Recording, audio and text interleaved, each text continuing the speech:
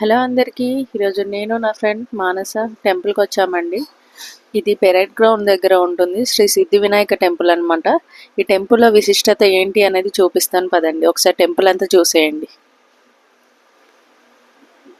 ముందు విఘ్నేశ్వర స్వామిని దర్శించుకుందాం. ఒకసారి చూడండి స్వామివారిని. చాలా క్రౌడ్ ఉందండి టెంపుల్లో.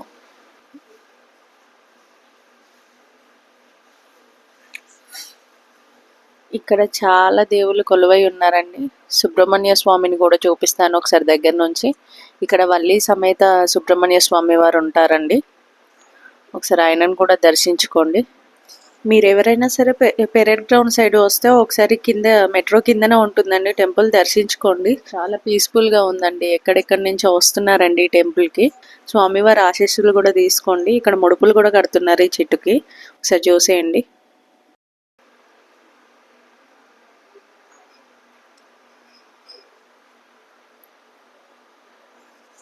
ఇక్కడ నెయ్యి దీపాలు, మామూలు దీపాలు కూడా వెలిగిస్తున్నారండి స్వామివారి ముందు. ఒకసారి స్వామివారిని చూడండి.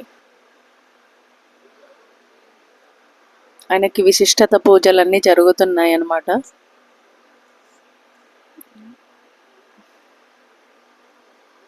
ఇక్కడ మంగళవారం రోజు ఎక్కువగా జనాలు వస్తూ ఉంటారు. ఒకసారి స్వామివారిని చూడండి. మరియు శివలింగాన్ని కూడా దర్శించుకోండి. ఎంత బాగున్నారో శివయ్య. ఒకసారి చూడండి ఆయనను కూడా. ప్రదక్షిణలు చేస్తూనే ఉన్నారండి అందరూ. ఇక్కడ కౌంటింగ్లో చేస్తారండి ప్రదక్షిణలన్నీ. 108 సార్లు అని, 21 సార్లు అని అలా చేస్తూ ఉంటారు అందరూ.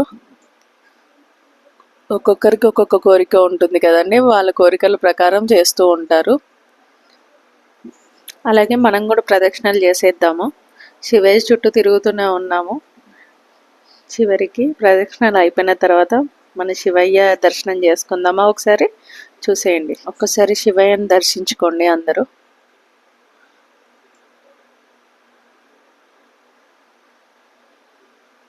ఓం నమ శివాయ. హర హర మహాదేవ శంభో శంకర.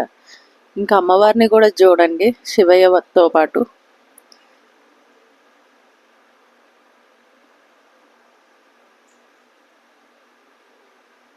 ఇక్కడ చాలా విశిష్టమైన పూజలు జరుగుతుంటాయని ఇక్కడ చాలా మంది అంటున్నారండి. ఒకసారి అమ్మవారిని దర్శించుకోండి. అమ్మవారి ఆశీస్సులు మీ అందరి మీద ఉండాలని మనస్ఫూర్తిగా కోరుకుంటున్నాను.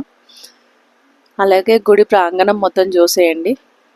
ఇక్కడ నాగదేవతలు చాలా ప్రతిష్ఠించి ఉన్నాయండి. అందరు ఇక్కడ నాగదేవతలకు పాలు అభిషేకాలు చేస్తూ ఉన్నారు. మీరు కూడా ఇటువైపు వచ్చినప్పుడు దర్శించండి.